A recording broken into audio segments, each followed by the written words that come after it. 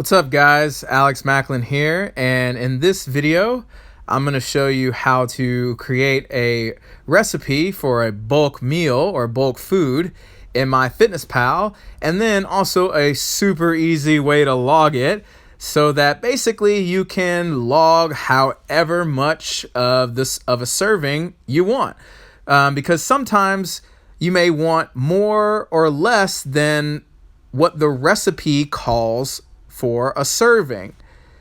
So in this way that I'm going to show you today, you're going to be able to put the food on the scale and then weigh it and call that a serving. And this is how you're going to do it. And it'll figure out, MyFitnessPal will figure out all the nutrition information for you. So it'll make things a lot easier when it comes to using recipes. So let's get started. All right, so first thing, I'm going to open up MyFitnessPal. And here I am at the home screen, and I'm going to go down here to the bottom right hand corner. I'm going to hit the More button. And then I'm going to go to Meals, Recipes, and Foods, which is right here in the center of the screen. And you can see here, these are where all your recipes are saved. Now, I already got some here, but for the purpose of this video, we're going to add a new recipe. So what we need to do is we need to go to Create a Recipe. And there's two options here. You can either add from the web, or you can enter in ingredients manually. Now, if you're making your own thing and you don't have a recipe, you'll obviously have to use enter ingredients manually. I would also use this function if you only have like a few ingredients that you're using, like it's not going to take you a lot of time, because you're basically going to have to do some proofreading with the add from the web feature. So while it's faster to add from the web, you may spend more time trying to figure out if things are correct or not. So entering in ingredients manually, you can just, it's correct because you entered them in. You may have to double check a little bit, but not as hard. However, if you do have a big recipe or there's a lot of ingredients involved, you can save some time by letting MyFitnessPal do most of the legwork. So in this case, we're going to use the add from the web feature. Now, before we use this, we need to go and find a recipe. So we're going to exit out MyFitnessPal, and I'm going to open up my browser. And I've already got a recipe in here, and I've already got the URL copied, but basically you're going to want to copy the URL at the top. Now I'm not going to do this for this video because I don't know, iPhone's been bugging out, and every time I try to do it, it turns off the screen recording. So I've already got it copied. So everybody should know how to get the URL from a browser by now in this day and age. So I'm not going to go into that. All right, so you have the URL. You're going to go back into MyFitnessPal, and you're going to hit Create a Recipe, and then Add from the Web. And you're going to hit that. And basically, you're going to go here and just paste in the URL, like so. And then you'll hit Go. And it basically pulls up the recipe for you. And then, or the blog, and then you go to Import Recipe, and it'll show you all the ingredients that it pulled in.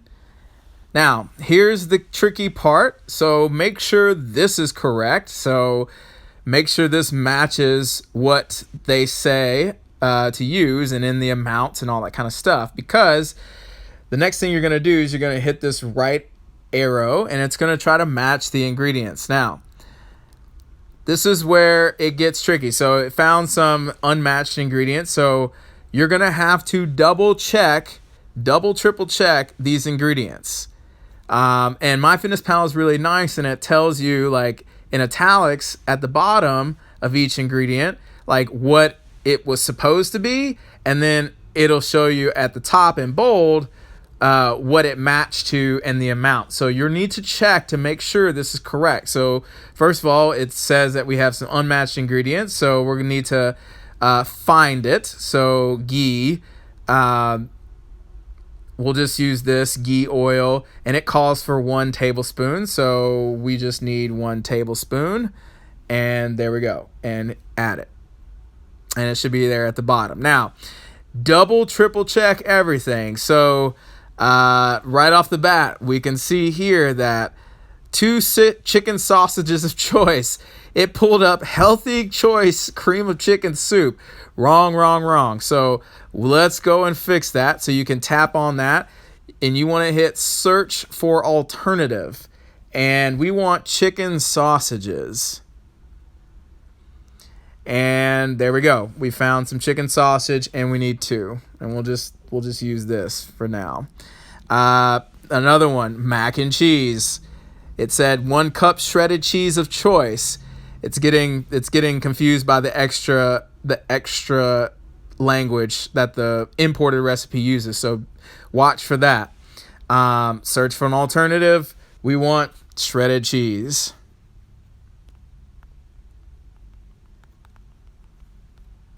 And here we go. We'll just use this one right here, and we'll change this to 1 cup because that's what we need. Okay, perfect. All right, well, let's just say that this is correct now, and we've proofread and we've got everything good. Okay, so let's hit this right arrow key, and it's going to pull up a nice picture if you imported it, if it has one. And then the most important thing is the servings. So for right now, we're going to set the number of servings to 1, and you'll understand why we do that in a little bit. But for right now, you can see the nutrition facts for 1 serving. That's if you made the entire batch and you ate the entire batch. This would be the calories and the fats and the carbs and everything in 1 single batch. And then we're going to go and save this. And there it is. It's in our recipe history. And so let's just say you cook this and you weigh the final batch. Now, that is a very key step. You must weigh the final batch of the food in order to know how much you have. If you have a really, really big batch of something, like, I don't know, like a stew or something, you may need to weigh it in several bowls, in smaller bowls, but you need to weigh it all. Now, let's just say that this final batch of this egg bake weighs 1,000 grams. All right, so we're going to go in here, and we're going to go to servings, or we're going to go to edit recipe, and we're going to go hit this button again, and we're going to type in 1,000. Okay, now notice that the calories changed. It went from 1651 to 2. That's because we're figuring out the nutrition information for 1 gram of the food. And the reason why we want to do that is so that, let's just say we cut a slice of this egg bake and it weighs 200 grams. Well, all we have to do now is log this as 200 servings, and then it will automatically pull up the nutrition information. So let's go ahead and do that. So let's actually save this. And each time you make this recipe, you'll need to update and edit the serving weight. Because again, if you make it, it may weigh 1,000, it may weigh 1,200. Like, you'll need to update it every time you make it. However, it's saved in there and you can easily just edit it. All right, so let's just log this. Let's just say we want to add this to our diary for today. Now, here it is, sweet potato chicken egg bake. Now, I'm going to go to number of servings, and let's just say you cut you a slice of this, and this was 200 grams. The slice weighed 200 grams. Well, I'm going to go to number of servings, and I'm going to delete 1, and I'm going to put in 200. Make sure it's on decimal instead of fractions, decimal. And here we go. Now it pulls up the nutrition information for what I have eaten, or what I intend to eat. It says that 200 servings is 330 calories, 11 grams of carbs, 21 grams of fats, 23 grams of protein. Let's just say, for shits and giggles, I want to eat 150. There we go. I can change that. Or I want to eat 300. Or maybe I want to eat, have a big appetite. I want to eat 500. It doesn't matter. You get the picture. Basically, now you can enter in whatever you want as long as you weigh the food.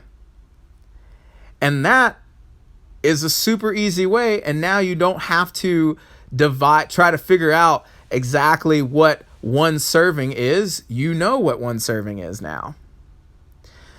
So, to review, a few key steps before you do this. You need to have a recipe. And when you input that recipe, make sure you double check what MyFitnessPal matches, or you match the ingredients yourself. That is probably the most important step, because if you do this wrong, your nutrition information will be incorrect.